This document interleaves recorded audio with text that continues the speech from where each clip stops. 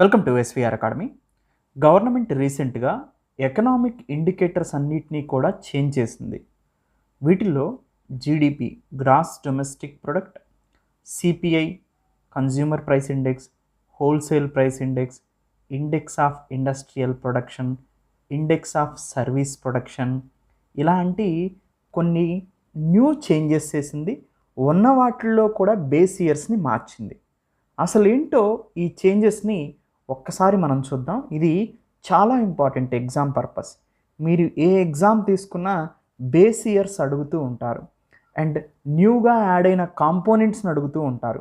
అలానే వెయిటేజెస్ ఏంటి అని కూడా అడుగుతూ ఉంటారనమాట. అందుకనే ఒక్కొక్క ఇండికేటర్ ఏంటి, ఆ ఇండికేటర్లో ఏమేమి చేంజెస్ వచ్చాయి మేజర్ ఎకనామిక్ ఇండికేటర్స్లో అనేది ఈ మాడ్యూల్ యొక్క ముఖ్య ఉద్దేశం. మొట్టమొదటిగా గ్రాస్ డొమెస్టిక్ ప్రొడక్ట్, స్థూల దేశీయోత్పత్తి. మీకు అందరికీ తెలుసు, గ్రాస్ డొమెస్టిక్ ప్రొడక్ట్ జీడిపి అంటే ఒక సంవత్సర కాలంలో భారతదేశంలో ఉత్పత్తి అయినటువంటి వస్తువులు సేవల యొక్క అంతిమ విలువల మొత్తాన్ని మనం స్థూల దేశీయోత్పత్తి అంటారు. The final value of goods and services produced in a country we call it as gross domestic product. Or GDP measures the market value of final goods and services produced within a country. భారతదేశంలో ఉత్పత్తి అయిన వస్తు సేవలు ఎన్ని ఒక సంవత్సర కాలంలో ఉత్పత్తి అయినాయి, వాటి యొక్క అంతిమ విలువలు ఫైనల్ వాల్యూ ఆఫ్ గూడ్స్ని మనం క్యాలిక్యులేట్ చేస్తే ఇండియా 1 ఇయర్లో తాను ఎంత ఉత్పత్తి చేసింది వస్తువులు సేవల పరంగా, ఆ వాల్యూ ఎంతో తెలుస్తుంది. సింపుల్గా ఇది ఇండియా యొక్క పురోగతిని తెలియజేస్తుంది అన్నమాట. ఇన్ టర్మ్స్ ఆఫ్ ఎకనామిక్ గ్రోత్ని తెలియజేస్తుంది. ఇండియా ప్రీవియస్ ఇయర్తో పోల్చుకున్నప్పుడు ఈ ఇయర్ ఎంత ఇన్కమ్ని ఎక్కువగా జనరేట్ చేసుకోగలిగిందో దీని ద్వారా మనం క్యాలిక్యులేట్ చేస్తాం. అసలు జీడిపి వల్ల ఉపయోగం ఏంటి అని మనం చూస్తే ఇది ఎకానమీ యొక్క సైజుని తెలియజేస్తుంది. ఇప్పుడు మనం ఇండియా 4th లార్జెస్ట్ ఎకానమీ అని, ప్రపంచంలో 3rd లార్జెస్ట్ ఎకానమీ అని ఇలా చెప్పుకుంటున్నాం కదా, దీన్ని జీడిపి ఆధారంగానే చెప్పుకుంటాం అన్నమాట. దాంతోపాటు ఎకనామిక్ గ్రోత్ని కూడా క్యాలిక్యులేట్ చేయడానికి ఈ జీడిపి ఇండికేటర్స్ ఉపయోగపడతాయి. Suppose India economic growth GDP 7% అని అన్నారనుకోండి, దాన్ని జీడిపి గ్రోత్ రేట్ 7% అన్నారనుకోండి, previous year India goods and services మీద 100 రూపీస్ సంపాదిస్తే ఈ ఇయర్ 107 రూపీస్ సంపాదించిందని దాని అర్థం అనమాట. అంటే ఎంత పర్సంటేజ్ గ్రోత్ రేట్తో జీడిపి ముందుకెళ్తుంది, ప్రీవియస్ భారతదేశం మొత్తం ఆదాయం ఎంత, ఆ ఆదాయంతో పోలిస్తే ఈ సంవత్సరం ఎంత పెరుగుదల చెందింది, ఈ ఎకనామిక్ గ్రోత్ని క్యాలిక్యులేట్ చేయడానికి కూడా గ్రాస్ డొమెస్టిక్ ప్రొడక్ట్ని మనం ఉపయోగిస్తామన్నమాట. సింపుల్ అండి. ఒక వ్యక్తి యొక్క ఆదాయాన్ని మనం కొలవాలి అంటే, సపోజ్ నాకేదో జాబ్ ఉందనుకోండి, గవర్నమెంట్ జాబ్, దాని నుంచి ఎంత మనీ వస్తున్నాయి, నాకు ఎస్విఆర్ అకాడమీ నుంచి ఎంత వస్తున్నాయి, నేను బయట బిజినెస్ చేస్తుంటే ఎంత వస్తున్నాయి, అన్నిటిని యాడ్ చేస్తానా లేదా? అలానే ఇండియాలో అగ్రికల్చరు, ఇండస్ట్రీ, సర్వీస్ ఈ 3 రంగాలనేవి మనకి ముఖ్యంగా ఉంటాయి. ఏ ఉన్నా కానీ ఈ 3 సెక్టార్స్ కిందే ఉంటాయి. ఈ 3 సెక్టార్స్లో మొత్తం ఎన్ని గూడ్స్ అండ్ సర్వీసెస్ ప్రొడ్యూస్ అవుతున్నాయి, వాటి యొక్క ఫైనల్ వాల్యూ ఎంత అని మల్టిప్లై చేస్తే మనకు వచ్చేదే ఈ గ్రాస్ డొమెస్టిక్ ప్రొడక్ట్ అనమాట. దీన్ని క్యాలిక్యులేట్ చేయడానికి 3 రకాల మెథడ్స్ ఉంటాయి. Expenditure method, income method, gross value added method. వీటన్నిటినీ కూడా నేను ఎస్విఆర్ అకాడమీ ఆన్లైన్లో క్లియర్గా ఎక్స్ప్లెయిన్ చేశాను. ఇప్పుడు ఇది జీడిపి యొక్క ఇండికేటర్స్ ఏం మారినాయి అని చెప్పటమే ఈ మాడ్యూల్ యొక్క ముఖ్య ఉద్దేశం అనమాట. అయితే గవర్నమెంట్ పాలసీస్ని ఫార్ములేట్ చేసుకోవటానికి కూడా జీడిపి డేటా అనేది ఉపయోగపడుతుంది. అందుకనే జీడిపిని ఎప్పటికప్పుడు ఒక 5 సంవత్సరాలకు ఒకసారి వీటి యొక్క బేస్ ఇయర్స్ని మారుస్తూ ఉంటారండి. అయితే లాస్ట్ 2015లో మనం బేస్ ఇయర్ని 2011-12గా బేస్ ఇయర్ చేర్చారు. అయితే 2020లో మార్చాల్సి ఉంది, కానీ కోవిడ్ కారణంగా మనం మార్చలేకపోయాం. అందుకనే ఇప్పుడు బేస్ ఇయర్ మార్చారనమాట. జీడిపి యొక్క ఆధారిత సంవత్సరం జీడిపి బేస్ ఇయర్ ప్రజెంట్ ఎంత అంటే 2022-23గా మార్చారు. మోస్ట్ ఇంపార్టెంట్ అండి. ప్రీవియస్ 2011-12ని ఇప్పుడు 2022-23 ఇయర్గా బేస్ ఇయర్ మార్చారు. అసలు బేస్ ఇయర్ అంటే ఏంటి? ఆధారిత సంవత్సరం. బేస్ ఇయర్ ఎందుకు ఉపయోగపడుతుంది అంటే ఇది కాన్స్టెంట్ అండ్ కరెంట్ ప్రైసెస్, అంటే కరెంట్ ప్రైసెస్లో జీడిపిని క్యాలిక్యులేట్ చేసినప్పుడు ప్రస్తుతం ఉన్నటువంటి వాల్యూస్ని ఉపయోగిస్తాం. అలా కాకోకుండా ఒక వస్తువు ధర ప్రీవియస్గా కాన్స్టెంట్గా ఎంత ఉంది, స్థిర ధరల్లో జీడిపి ఎంతో క్యాలిక్యులేట్ చేయడానికి ఈ బేస్ ఇయర్ని ఉపయోగిస్తారు. మీకు ఒక ఎగ్జాంపుల్ చెప్తానండి. సపోజ్ 50-50 అనే ఒక బిస్కెట్ ప్యాకెట్ ఉంది, అవునా? ఒక కంపెనీ, బ్రిటానియా అనే కంపెనీ 50-50 బిస్కెట్ ప్యాకెట్స్ని ప్రొడ్యూస్ చేస్తుంది అని అనుకుందాం. అనుకుంటే ఈ బ్రిటానియా మొత్తాన్ని ఇండియాగా ట్రీట్ చేయండి. ఈ ఇండియాలో బ్రిటానియా కంపెనీలో 50-50 బిస్కెట్ ప్యాకెట్స్ అంటే గూడ్స్ ప్రొడ్యూస్ అవుతున్నాయి. ఈ 50-50 బిస్కెట్ ప్యాకెట్స్ 2026లో అంటే ప్రస్తుతం ఈ బిస్కెట్ ప్యాకెట్స్ ఒక 100 ప్రొడ్యూస్ అయ్యాయండి. ప్రజెంట్ ఈ 100 యొక్క వాల్యూ ఎంత అంటే, ఒక్కొక్క బిస్కెట్ ప్యాకెట్ వాల్యూ ఎంత అంటే 10 రూపీస్ అని అనుకుందాం. దీని యొక్క బిస్కెట్ ప్యాకెట్ యొక్క ప్రైస్ ఎంత? 10 రూపీస్. ఇప్పుడు 100 బిస్కెట్ ప్యాకెట్స్ ప్రైస్ ఎంత? ఇప్పుడు మొత్తం 1000 రూపీస్ అయింది. ఇక్కడ 100 × 10 1000 రూపీస్ అయింది. అంటే ఈ 1000 రూపీస్ అనేది ఇప్పుడు ప్రస్తుతం ఉన్నటువంటి జీడిపి, గ్రాస్ డొమెస్టిక్ ప్రొడక్ట్, ఎప్పుడు 2026లో. అలా కాకోకుండా ఇప్పుడు మనం దీన్ని కాన్స్టెంట్ ప్రైసెస్లో క్యాలిక్యులేట్ చేయాలి అనుకోండి, ఒక ఆధారిత సంవత్సరం కావాలన్నమాట. ఎందుకంటే ఇక్కడ ప్రైస్ ఇంక్రీజ్ అయి ఉంటుంది, ప్రీవియస్ ఇయర్స్తో పోలిస్తే. ఇప్పుడు 2022-23లో ఈ 50-50 అనే బిస్కెట్ ప్యాకెట్ ప్రైస్ మనకి ఒక ఎంత ఉందండి? 5 రూపీసే ఉందని అనుకుందాం. అప్పుడు ఈ 100 ప్యాకెట్స్ ఉన్నాయి కదా, ఈ 100 ప్యాకెట్స్ ప్రైసు 5 రూపీస్ తీసుకుంటే మనకి 500 రూపీసే అవుతుంది.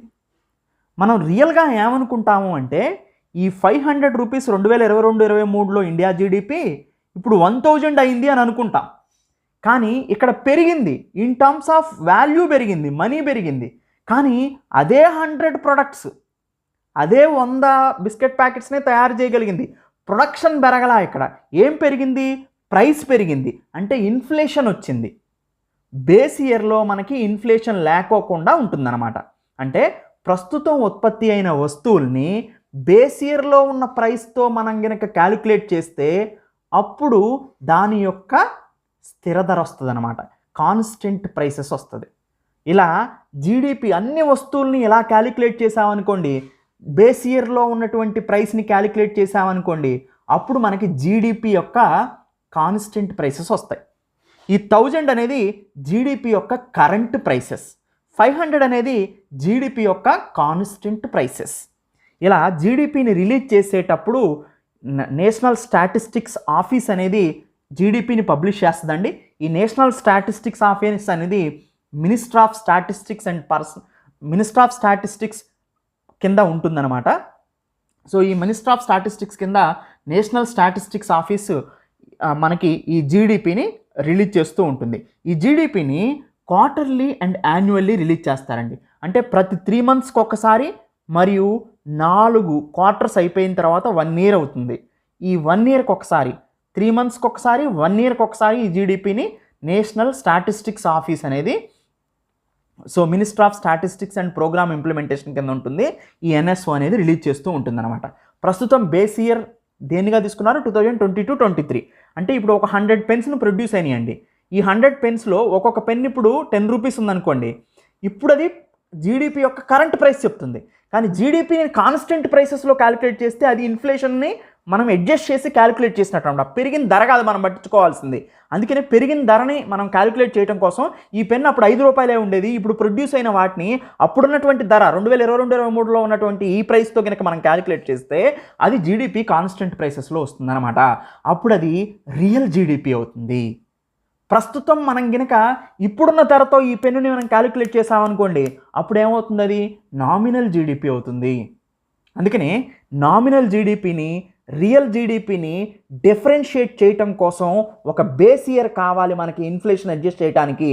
అదే జీడిపి బేస్ ఇయర్. సో 2022-23ని ప్రజెంట్ 2026లో అనౌన్స్ చేశారు బేస్ ఇయర్గా. ఇది మనకి మోస్ట్ ఇంపార్టెంట్ అండి. జీడిపిని ఇంకా ఎందుకు ఉపయోగిస్తాం ఈ ఇండికేటర్స్ని అంటే ఇంటర్నేషనల్ ఎకనామిక్ కంపారిజన్స్ అంటే అదర్ కంట్రీస్తో మనం పోల్చుకున్నప్పుడు one of the largest GDP growing economy అండి మనం. ప్రపంచంలో అత్యంత ఫాస్ట్గా వృద్ధి చెందుతున్న ఆర్థిక వ్యవస్థ ఏంటి అంటే భారతదేశం. ఇలా మనం తెలుసుకోవటం కోసం జీడిపి డేటాని రిలీజ్ చేస్తూ ఉంటారు. ముఖ్యంగా గవర్నమెంట్ పాలసీస్ని తాను మార్చుకోవటానికి కూడా ఈ గ్రాస్ డొమెస్టిక్ ప్రోడక్ట్ అనేది ఉపయోగపడుతుంది. సో ఇది జీడిపి నుంచి మీరు నేర్చుకోవాల్సింది. జీడిపి బేస్ ఇయర్ కొత్తగా మార్చారు. పాతది 2011-12 2015లో అనౌన్స్ చేస్తే కొత్తది 2022-23లో అనౌన్స్ చేయడం జరిగింది. ఇది గ్రాస్ డొమెస్టిక్ ప్రోడక్ట్లో ఉన్నటువంటి రీసెంట్ చేంజెస్. నెక్స్ట్ ఇంకా ఏమి ఎకనామిక్ ఇండికేటర్స్ని చేంజ్ చేశారు అంటే హోల్సేల్ ప్రైస్ ఇండెక్స్ యొక్క కొంత స్వరూపాన్ని మార్చారండి. ఫ్యూచర్లో ఈ హోల్సేల్ ప్రైస్ ఇండెక్స్ని మొత్తంగానే తీసేసే అవకాశం కూడా ఉంది. ఇది తీసేసి ఇంకొక కొత్త ఇండికేటర్స్ని తీసుకొని వస్తున్నారండి. సో ప్రొడక్షన్ స్టేజ్ దగ్గర ప్రైస్ ఇన్ఫ్లేషన్ ఎంత ఉందో తెలుసుకోవటం కోసం కొత్త ఇండికేటర్ని తీసుకొస్తున్నారు. అదేంటో కూడా చూద్దాం. దానికన్నా ముందు కొంతకాలం హోల్సేల్ ప్రైస్ ఇండెక్స్ని కంటిన్యూ చేస్తారు. ఈ హోల్సేల్ ప్రైస్ ఇండెక్స్ అనేది ఏంటి? మనకు చూడండి, ఇన్ఫ్లేషన్ అంటాం. ఇంతకుముందు మనం చెప్పుకున్నాం 2022-23లో ఈ పెన్ 5 రూపీసే ఉంది. కానీ 2026 వచ్చేసరికి ఈ పెన్ అనేది 10 రూపీస్ అయింది. మధ్యలో ఏం యాడ్ అయిందండి? ఇన్ఫ్లేషన్ యాడ్ అయింది, ద్రవ్యోల్బణం యాడ్ అయింది, వస్తువు ధర పెరిగింది. ఈ ఇన్ఫ్లేషన్ ఎంత పెరుగుతుంది అని తెలుసుకోవటానికి మనకి 2 రకాల ఇండికేటర్స్ ఉంటాయండి. ఒకటి హోల్సేల్ ప్రైస్ ఇండెక్స్, టోకు ధరల సూచిక. రెండోది కన్జ్యూమర్ ప్రైస్ ఇండెక్స్, వినియోగ ధరల సూచిక. హోల్సేల్ ప్రైస్ ఇండెక్స్ మనకి ఇన్ఫ్లేషన్ని ఎక్కడ క్యాలిక్యులేట్ చేస్తుంది అంటే ట్రేడర్స్ దగ్గర, హోల్సేల్ పర్సన్స్ మార్కెట్స్ దగ్గర మనకి ఆ వస్తువు ధర ఎంత ఉందో తెలుసుకోవచ్చు అనమాట. అంటే సపోజ్ ఈ షర్ట్ మ్యానుఫ్యాక్చరింగ్ అయినప్పుడు ఇండస్ట్రీ నుంచి బల్క్గా ఎవరు కొంటారు? హోల్సేలర్స్ కొంటారు. ఈ కొన్నప్పుడు హోల్సేల్ ప్రైస్ ఇండెక్స్ అనేది హోల్సేల్ మార్కెట్ దగ్గర ఆ ప్రైస్ ఎంత ఉందో చెప్పగలుగుతుంది అనమాట. అదే కన్జ్యూమర్ ప్రైస్ ఇండెక్స్ అయితే ఈ హోల్సేల్ మార్కెట్ నుంచి రిటైల్ వాళ్ళు కొంటారు. ఆ రిటైల్ వాళ్ళు చిన్న చిన్న షాప్స్ వాళ్ళు మనకు అమ్ముతారు. ఆ అమ్మినప్పుడు దాని యొక్క ధర ఎంత పెరిగిందో తెలియజేసేది consumer price index. Consumer price index డేటాని ఎక్కువగా ఉపయోగిస్తారు. ఎందుకంటే మీరు నాలాంటి వాళ్ళు ఎఫెక్ట్ అయ్యేది కన్జ్యూమర్ ప్రైస్ ఇండెక్స్ ద్వారా తెలుసుకోవచ్చు అనమాట, చాలా ఈజీగా. ఎందుకు? ఎండ్ యూజర్ మనం కాబట్టి, ఏదైనా ప్రోడక్ట్ కొనేటప్పుడు మనం చివరిలో కొంటున్నాం కాబట్టి ఇన్ఫ్లేషన్ అనేది క్యాలిక్యులేట్ చేసేటప్పుడు సాధారణ ప్రజల మీద ఎంత ఉందో తెలుసుకోవడం కోసం కన్జ్యూమర్ ప్రైస్ ఇండెక్స్ అనేది రిలయబుల్ డేటా అవుతుంది. అందుకనే కన్జ్యూమర్ ప్రైస్ ఇండెక్స్ని ఎక్కువగా మనం తీసుకుంటా ఉంటాం ఇన్ఫ్లేషన్ని క్యాలిక్యులేట్ చేయడానికి. అలా అని మొత్తం హోల్సేల్ మార్కెట్లో ఉన్నప్పుడు ఆ గూడ్స్ అండ్ ప్రైసెస్ యొక్క ప్రైస్ని కూడా క్యాలిక్యులేట్ చేయడానికి హోల్సేల్ ప్రైస్ ఇండెక్స్ని ఉపయోగిస్తారండి. సో హోల్సేల్ ప్రైస్ ఇండెక్స్ని 1942లో మొట్టమొదటిసారిగా మనకి ఇంట్రడ్యూస్ చేశారు. ప్రజెంట్ బేస్ ఇయర్ని ఎక్కడికి మార్చారండి? 2022-23. లాస్ట్ బేస్ ఇయర్ ఎంత? 2011-12. సేమ్ జీడిపి లాగానే లాస్ట్ బేస్ ఇయర్ 2011-12 అండి. ఇది 2015లో అనౌన్స్ చేశారు. ఇప్పుడు మరి ప్రజెంట్ న్యూ బాస్కెట్ ఏ బేస్ ఇయర్ని ఆధారంగా చేసుకొని క్యాలిక్యులేట్ చేస్తారు హోల్సేల్ ప్రైస్ ఇండెక్స్ని? 2022-23 సిరీస్ని, ఆ ప్రైసెస్ని, ఆ బేస్ ఇయర్ని ఉపయోగించుకుంటారనమాట. సో హోల్సేల్ ప్రైస్ ఇండెక్స్ని ఎవరు పబ్లిష్ చేస్తారంటే ఆఫీస్ ఆఫ్ ఎకనామిక్ అడ్వైజర్. ఇది చాలా ఇంపార్టెంట్ అండి. జీడిపిని పబ్లిష్ చేసేది నేషనల్ ఎన్ఎస్ఓ పబ్లిష్ చేస్తుంది, national statistics office under minister of statistics and programme implementation. ఇక్కడ మాత్రం డబ్ల్యూపిఐని ఎవరు పబ్లిష్ చేస్తారంటే office of economic adviser under minister of commerce and industry. తర్వాత డబ్ల్యూపిఐ అనేది ఓన్లీ గూడ్స్ యొక్క ప్రైసెస్ని మాత్రమే ఎంత పెరిగినాయో క్యాలిక్యులేట్ చేస్తుంది. అంటే ఇన్ఫ్లేషన్ ఆఫ్ గూడ్స్ని మాత్రమే క్యాలిక్యులేట్ చేసేది డబ్ల్యూపిఐ. కానీ సిపిఐ చూస్తే గూడ్స్ని, సర్వీసెస్ని రెండింటిని కూడా క్యాలిక్యులేట్ చేయగలుగుతుంది. సో ఇది ఇక్కడ మోస్ట్ ఇంపార్టెంట్. డబ్ల్యూపిఐ అనేది హోల్సేల్ ప్రైస్ ఇండెక్స్ అనేది ఎవ్రీ మంత్ రిలీజ్ చేస్తారు. కానీ జీడిపి అనేది క్వార్టర్లీ, యాన్యువల్లీ రిలీజ్ చేస్తారు. ఇవి మోస్ట్ ఇంపార్టెంట్ పాయింట్స్ అండి. ఎవరు రిలీజ్ చేస్తారు, ఎప్పుడు రిలీజ్ చేస్తారు, ఈ వెయిటేజెస్ ఏమేమి ఉన్నాయి, ఆ బాస్కెట్లో ఏమేమి ఉన్నాయి, ఇవన్నీ కూడా ఫ్యాన్సీ క్వశ్చన్స్ అనమాట ఏపీఎస్సికి, యూపీఎస్సికి. ఓకే చూడండి, ఇప్పుడు 2011-12లో హోల్సేల్ ప్రైస్ ఇండెక్స్లో 115 ఐటమ్స్ ప్రైమరీ ఆర్టికల్స్గా ఉన్నాయండి. వాటి యొక్క వెయిటేజు 22.62. అంటే ఒక బాస్కెట్ ఆఫ్ గూడ్స్ ఉంటాయండి. ఈ బాస్కెట్ ఆఫ్ గూడ్స్ అంటే అన్నిటిని క్యాలిక్యులేట్ చేయగలరు కదా. ఇప్పుడు ఇక్కడే మీరు చూడండి, పెన్ ఉంది, ట్యాబ్ ఉంది, ఫోన్ ఉంది, మైక్రోఫోన్ ఉంది, అనేక రకాలైన వస్తువులు ఉంటాయి. ప్రతి ఒక్క వస్తువుని పర్టికులర్గా ఒక్కొక్కటి తీసుకొని క్యాలిక్యులేట్ చేయాలంటే అది అయ్యే పనేనా? ఎందుకు? గూడ్స్ చాలా ఇన్ఫైనైట్ ఉంటాయి. అందుకని ఎక్కువగా ఉపయోగించేటువంటి ఎకనామికల్ ఇండికేటర్స్కి కావాల్సినటువంటి బాస్కెట్ని ఎక్కువగా తీసుకుంటారు. ఆ బాస్కెట్లో కొన్ని గూడ్స్ ఉంటాయి. వాటిని 3 రకాలుగా ఇక్కడ డివైడ్ చేశారు. ఒకటి ప్రైమరీ ఆర్టికల్స్, రెండోది ఫ్యూయల్ అండ్ పవరు, మూడోది మ్యానుఫ్యాక్చరింగ్ ప్రొడక్ట్స్. ఈ ప్రైమరీ ఆర్టికల్స్లో మనం చూస్తే 115 ఐటమ్స్ 2011-12లో ఉండేవి, అవి 129కి ఇంక్రీజ్ చేశారు. వాటి వెయిటేజ్ కూడా స్లైట్గా ఇంక్రీజ్ అయింది. వెయిటేజెస్ గుర్తుపెట్టుకోండి, చాలా important. Fuel and power 18 items ఉండేవి, అవి 25 ఐటమ్స్గా ఇంక్రీజ్ అయినాయి.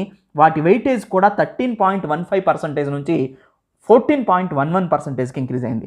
మ్యానుఫ్యాక్చరింగ్ ప్రొడక్ట్స్ 564 ఐటమ్స్ ఉన్నాయి, వీటి వెయిటేజే ఎక్కువ, 64.23. అవి ఇప్పుడు 803 ఐటమ్స్ అయినాయి. ఈ బాస్కెట్లో ఉన్నటువంటి గూడ్స్ అనమాట అవి, మ్యానుఫ్యాక్చరింగ్ గూడ్స్. వీటి వెయిటేజు ఇక్కడ గుర్తుపెట్టుకోండి, ఐటమ్స్ పెరిగాయి ప్రీవియస్ బేస్ ఇయర్తో పోలిస్తే, కానీ వెయిటేజ్ స్లైట్గా డిక్రీజ్ అయిందండి, ఎందుకంటే ఐటమ్స్ పెరిగాయి కాబట్టి. సో టోటల్గా 697 ఐటమ్స్ ఉంటే ప్రజెంట్ అవి 957 ఐటమ్స్గా ఉన్నాయి హోల్సేల్ ప్రైస్ ఇండెక్స్ బాస్కెట్లో. సో ఇది హోల్సేల్ ప్రైస్ ఇండెక్స్ అండి. నెక్స్ట్ ఎకనామికల్ ఇండికేటర్ ఏంటి, ఏం చేంజెస్ చేశారో ఒకసారి చూద్దాం. కొత్తగా ఇంట్రడ్యూస్ చేస్తున్నారండి, అదే ప్రొడ్యూసర్ ప్రైస్ ఇండెక్స్. మీకు చూడండి, ఒక చార్ట్ చూపిస్తాను.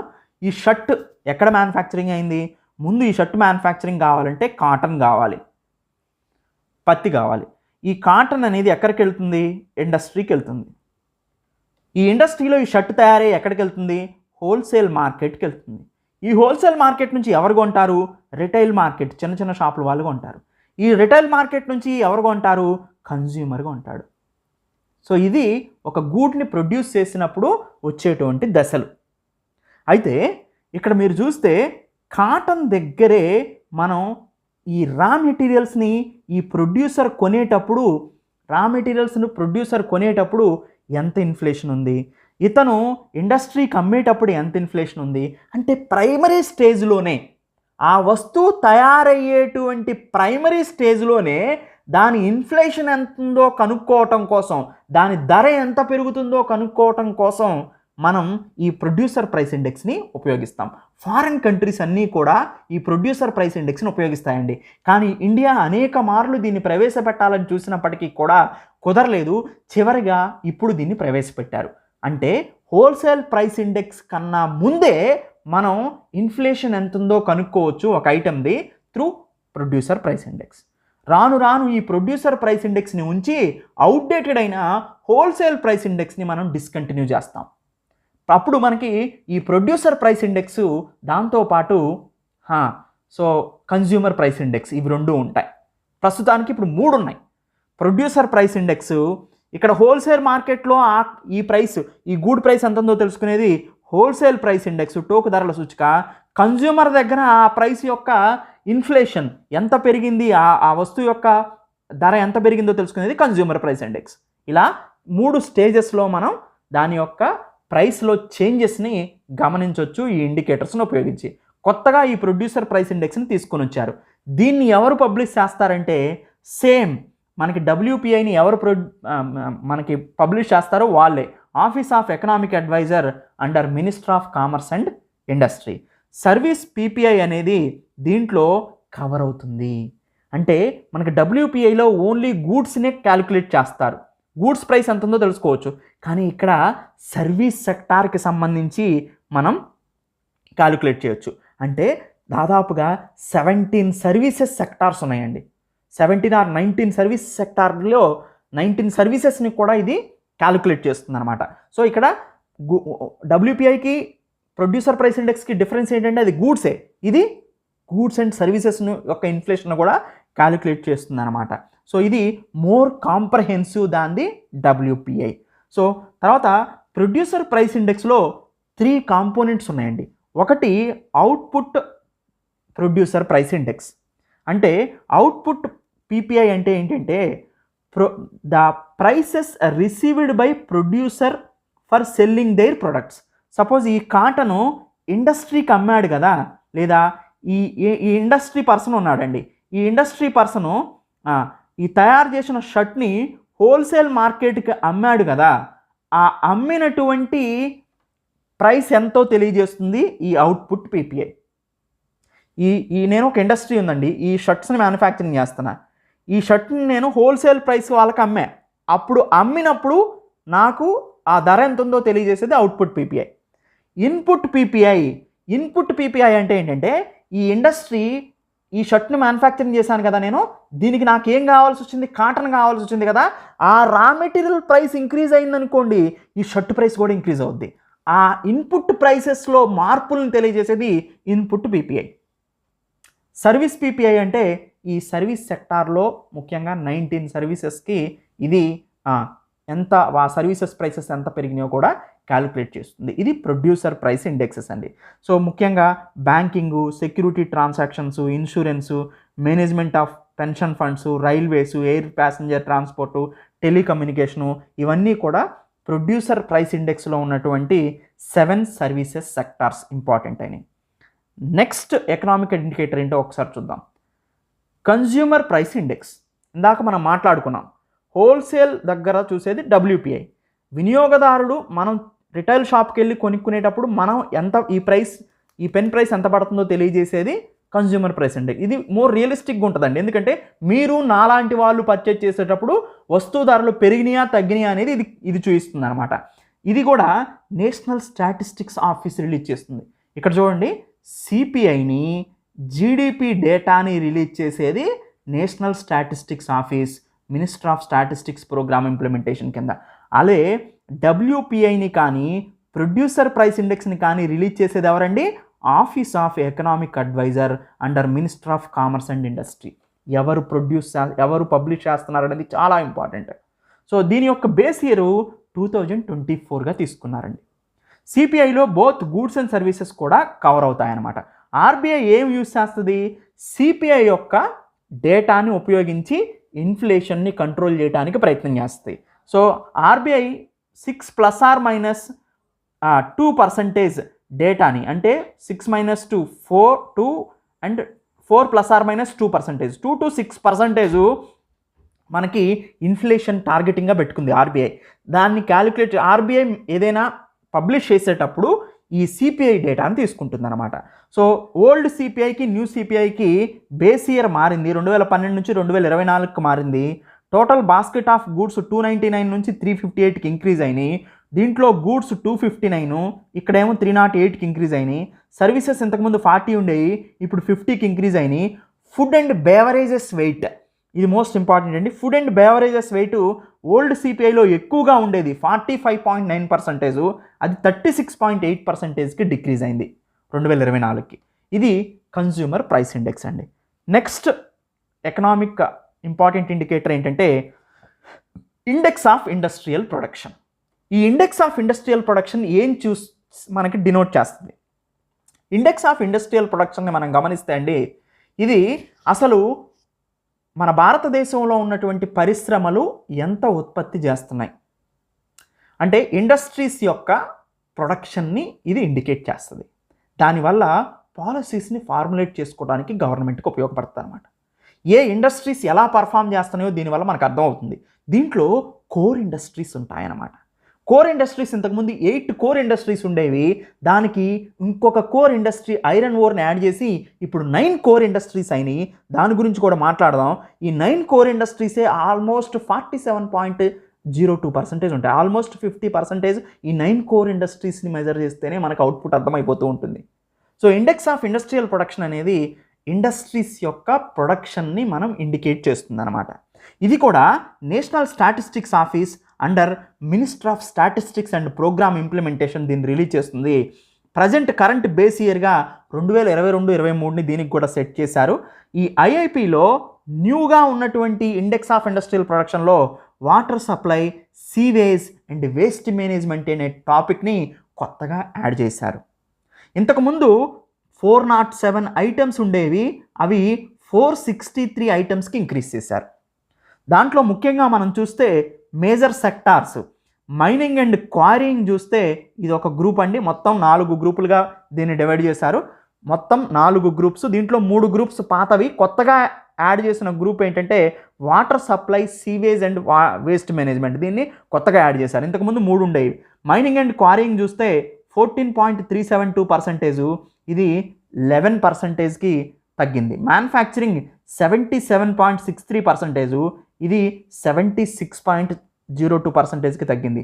ఎలక్ట్రిసిటీ అండ్ గ్యాస్ సప్లై, ఎందుకంటే ఒక ఇండికేటర్ ఎక్స్ట్రా యాడ్ చేశారు కాబట్టి, ఇది 7.99% ఉండేది. ఎలక్ట్రిసిటీ అండ్ గ్యాస్ సప్లై మాత్రం ఇంక్రీజ్ అయింది వెయిటేజ్. చాలా ఇంపార్టెంట్ అండి ఈ వెయిటేజెస్, ఏది ఇంక్రీజ్ అయింది ఏది డిక్రీజ్ అయింది అనేది. వాటర్ సప్లై ఇంతకుముందు లేదది, ఇప్పుడు కొత్తగా యాడ్ చేశారు 2% ఇచ్చి. మొత్తానికి 407 గ్రూప్లో ఉండే ఐటమ్స్ ఇది 463 గ్రూప్స్గా మారినాయి. సో ఇది index of industrial production. Next economic indicator ఏంటో ఒకసారి చూద్దాం. అదే ఇండెక్స్ ఆఫ్ కోర్ ఇండస్ట్రీస్. ఈ ఇండెక్స్ ఆఫ్ కోర్ ఇండస్ట్రీస్ అనేది part and parcel of the index of industrial production. Index of core industries increase అయినాయి అనుకోండి, index of industrial production increase అవుతుంది. ఇంతకుముందు 8 కోర్ ఇండస్ట్రీస్ మాత్రమే ఉండేయండి. కొత్తగా ఒక కోర్ ఇండస్ట్రీని యాడ్ చేశారు, అదే ఐరన్ ఓర్. సో ఇది ఎవరు పబ్లిష్ చేస్తారంటే ఇది office of economic adviser under minister of commerce and industry release చేస్తుందండి. Base year 2022-23 year. దీనికి ప్రజెంట్ 8 కోర్ ఇండస్ట్రీస్ ఉన్నాయి, కొత్తగా 9th కోర్ ఇండస్ట్రీని యాడ్ చేశారనమాట. Index of industrial production estimate చేయడంలో ఈ ఇండెక్స్ ఆఫ్ కోర్ ఇండస్ట్రీస్ అనేది ముఖ్యమైన పాత్రను పోషిస్తుంది. ఈ 9 ఇండస్ట్రీస్ ఏంటో చూస్తే coal, crude oil, natural gas, refinery products, fertilisers, steel, cement, electricity. ఈ 8 పాతయ్యాయి. 9వది కొత్తగా ఐరన్ ఓర్ యాడ్ చేశారు. మోస్ట్ ఇంపార్టెంట్ ఇంకొక పాయింట్ చెప్తాను నేను. ఎలక్ట్రిసిటీకి అత్యధికంగా వెయిటేజ్ ఉంటుందండి ఇండెక్స్ ఆఫ్ కోర్ ఇండస్ట్రీస్లో. మొత్తం ఇండెక్స్ ఆఫ్ ఇండస్ట్రియల్ ప్రొడక్షన్లో అప్రాక్సిమేట్గా 47.02% వరకు ఇండెక్స్ ఆఫ్ కోర్ ఇండస్ట్రీస్ యొక్క వెయిటేజ్ ఉంటుంది ఐఐపిలో. సో ఇది ఇండెక్స్ ఆఫ్ కోర్ ఇండస్ట్రీస్ అండి. ఈ కోర్ ఇండస్ట్రీస్ యొక్క అవుట్పుట్ని ఇది తెలియజేస్తుంది అనమాట. ఫైనల్గా ఇండెక్స్ ఆఫ్ ఇండస్ట్రియల్ ప్రొడక్షనే ఇప్పటి వరకు ఉంది, కానీ మనకి కొత్తగా ఇంకొకటాన్ని ఇండికేటర్ని యాడ్ చేశారండి. అదే ఇండెక్స్ ఆఫ్ సర్వీస్ ప్రొడక్షన్. అంటే సర్వీసెస్ని ఎంత క్యాలిక్యులేట్ చేయలేకపోతున్నాం. ఇప్పటివరకు పరిశ్రమలను ఉత్పత్తి చేసినటువంటి గూడ్స్నే క్యాలిక్యులేట్ చేయగలిగాం, కానీ సర్వీసెస్ని మనం ఇంతవరకు సర్వీసెస్లో గ్రోత్ ఎంత ఉంది, సర్వీసెస్ ఎన్ని ఉత్పత్తి అవుతున్నాయి అనే దానికి ప్రత్యేకమైన ఇండెక్స్ లేదనమాట. అందుకని ఇండెక్స్ ఆఫ్ సర్వీస్ ప్రొడక్షన్ని తీసుకొని వచ్చారు. దీనివల్ల సర్వీసెస్లో కూడా ఎంత ప్రొడ్యూస్ అవుతున్నాయి, సర్వీస్ సెక్టార్ పర్ఫార్మెన్స్ ఎంత ఉందో తెలుసుకోవచ్చు దీనివల్ల. దీని బేస్ ఇయర్ కూడా 2024-25 ఎన్ఎస్ఓ దీన్ని పబ్లిష్ చేస్తుంది, minister of statistics and programme implementation కింద. సో ఐఎస్పి అనేది 19 సర్వీస్ సబ్సెక్టార్స్ గురించి సో క్యాలిక్యులేట్ చేసి టోటల్గా ఇండెక్స్ ఆఫ్ సర్వీస్ ప్రొడక్షన్ ఇస్తుంది అనమాట. So 60 days ISP is released 60 days after the end of the reference month. So ఎప్పుడైతే రెఫరెన్స్ మంత్ అయిపోతుందో అప్పటి నుంచి 60 days లోపల index of service production release చేస్తారు. సో ఐఎస్పి అనేది సర్వీస్ సెక్టార్ యొక్క పర్ఫార్మెన్స్ని తెలియజేస్తుంది. తర్వాత సర్వీస్ సెక్టార్ యొక్క అవుట్పుట్ గ్యాప్స్ని ఇది ఫిల్ చేస్తుంది. జీడిపిని మోర్ యాక్యురేట్గా క్యాలిక్యులేట్ చేయడానికి ఈ డేటా కూడా మనకు ఉపయోగపడుతుంది. So economic planning and policy making కూడా ఇండెక్స్ ఆఫ్ సర్వీస్ ప్రొడక్షన్ అనేది ఉపయోగపడుతుంది. సో ఇది కొత్తది అనమాట. So producer price index, index of service production, ఈ 2 కొత్తవి. మిగతావి కొత్తవి ఏంటి? కోర్ ఇండస్ట్రీస్లో ఐరన్ ఓర్ని యాడ్ చేయడం కూడా కొత్తది. సో ఇప్పుడు నేను చెప్పిన డేటాని చక్కగా మీరు నేర్చుకుంటే ఇది చాలా important data exam point of వ్యూలో. ఓకేనండి. ఎప్పుడైనా కానీ ఇలాంటి షార్ట్ నోట్స్ని మీరు తయారు చేసుకున్నప్పుడు అది మీకు గ్రేటెస్ట్ అసెట్గా మారుతుంది. చూడండి ఎంత డీటెయిల్గా షార్ట్ నోట్స్ని నేను ఇచ్చాను. ఇలా గనక మీరు తయారు చేసుకోగలిగితే ఎగ్జామ్ ఓరియంటేషన్గా ఇక్కడ మీకు కాన్సెప్ట్ నేర్పటమే కాదు, ఎలా షార్ట్ నోట్స్ రాసుకోవాలో కూడా ఈ మాడ్యూల్లో నేను తెలియజేశాను. అది మీకు బిగ్గెస్ట్ అచీవ్మెంట్ అవుతుందన్నమాట. Thank you. Have a nice day.